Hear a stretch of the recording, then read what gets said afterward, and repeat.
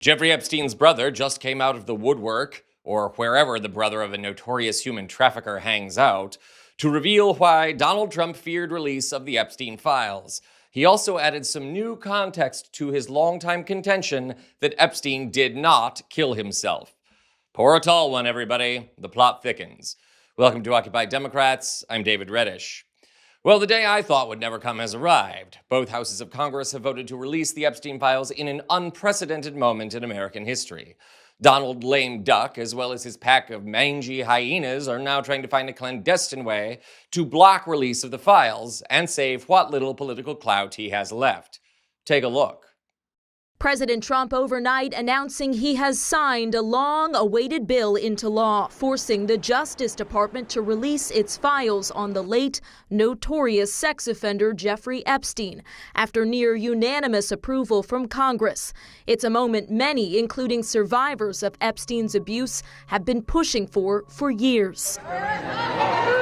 But there will be exceptions to what the Justice Department turns over within 30 days from now. We will continue to follow the law with maximum transparency while protecting victims. The Attorney General can redact files to protect victims' privacy and withhold information that would jeopardize an active federal investigation. President Trump just asked the Justice Department to open probes into high-profile Democrats linked to Epstein, prompting Democratic leaders to question if those new inquiries will hinder the wider release. No hiding, no game playing. No covering up. Attorney General Pam Bondi noting her office has already made thousands of documents public, saying that will continue. We have released over 33,000 Epstein documents to the Hill. The DOJ said this summer it did not uncover evidence that warranted charges against anyone else. The Attorney General now saying new information has come forward. She didn't specify what, but it could include material from Epstein's estate, subpoenaed through a House oversight investigation that Republicans have long pointed to. All of us were always for maximum transparency. Lawmakers and survivors now promising to keep the pressure up to see the full release. So, the real reason Trump, who now claims to barely know Epstein, is suddenly embracing the release of the files is not political pressure or even a sense of shame, like he ever had one of those. And speaking of shame, stay tuned. We're about to get some more insight into Trump's Epstein anxieties. The real reason he's suddenly embracing release of the files is that he and his frightened squirrel of an attorney general, Pam Bondi, now have a plan to block their release again. Bondi had previously said there would be no further Epstein investigations, but now she claims new evidence has prompted her to reconsider, and an open investigation would allow for redaction or blocking release of certain files. Call it yet another taco moment. Trump always chickens out. Which again begs the question, why is Trump so scared of what's in those files? Speculation has run rampant for years, and once again, Mark Epstein, the brother of the late Creep, has weighed in.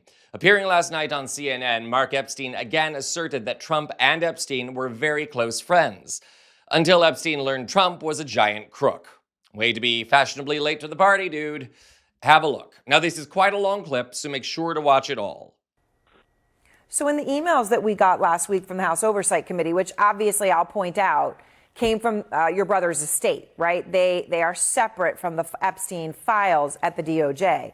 Those emails from your brother's estate showed your brother talking about Donald Trump a lot when Trump was president. I mean, we saw it again and again, all sorts of conversations. Were you surprised by that at all, to see how much conversation there was about Trump? No, not whatsoever. Jeff and Donald were very good friends through the 90s, and I don't know exactly when it ended, maybe 2004 or something, but they were really good friends. You know, they used to fly in each other's planes. Like I said, they say Donald was on Jeff's plane like 7 times, but I question, have they checked Donald's flight logs from those days to see how many times Jeffrey was on his plane? Because I know Jeffrey told me on a number of occasions that he flew up or flew down with Donald on his plane. So they were, and Donald was in Jeffrey's office quite a bit back in the 90s. They were good friends. Everybody around knew that. And, you've said that, and so have many others who knew both of them very well in that long period where it seems that they were very close friends. Mark, here's some of what Trump actually said just yesterday about why that ended, why he had a falling out with your brother. Here's what Trump said.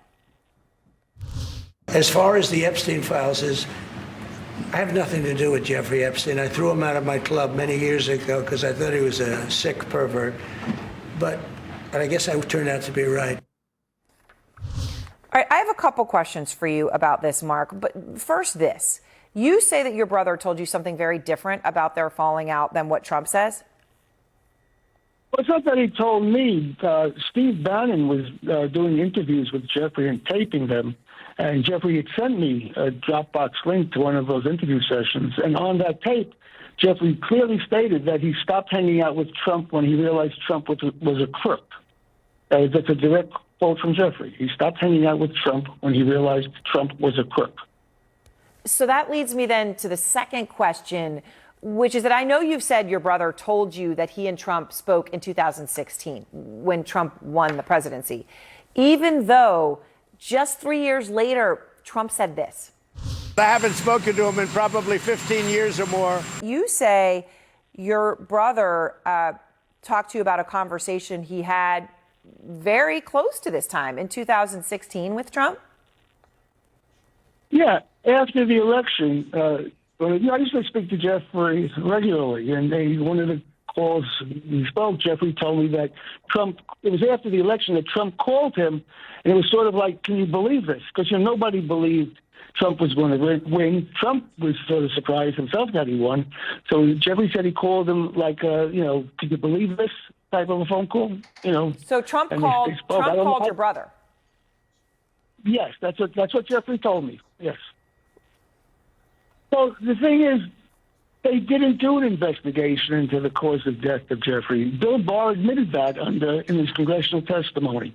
What they investigated, the whole DOJ report is about the screw-ups in the prison, how the guards didn't do their jobs, how the cameras weren't working, and that kind of thing. They did not discuss the manner of death. What actually happened was after Jeffrey died, an autopsy was done by the city pathologist, and Dr. Michael Biden was there.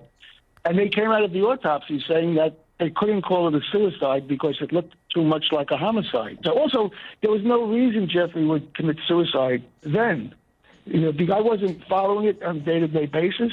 Because when I first heard he was dead from an apparent suicide, I didn't doubt it. Just because he was in a jail cell, I figured, okay, he decided to take himself out. And I respected that decision. He didn't have any children. He didn't have our parents were gone. There was no reason in that respect for him not to. But then when they did the autopsy the next day, and they said it looks more like a homicide than a suicide, that's when, whoa, what's going on here? And then we start looking into it, and then we see all the anomalies in the prison. And also, Jeffrey had a hearing coming up to appeal his bail decision. And he was going to be putting up what would have been the highest bail in United States history.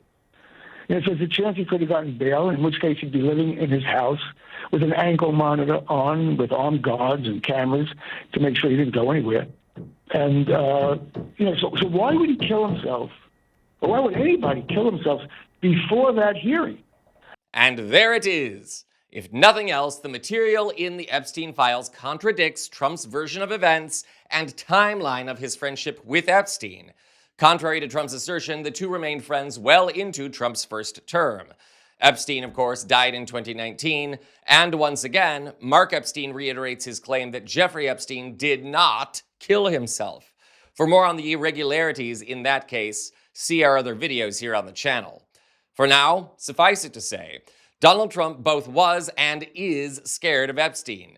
And if Epstein did not off himself in prison, very, very few people could have perpetrated such a silencing, only those in extreme power.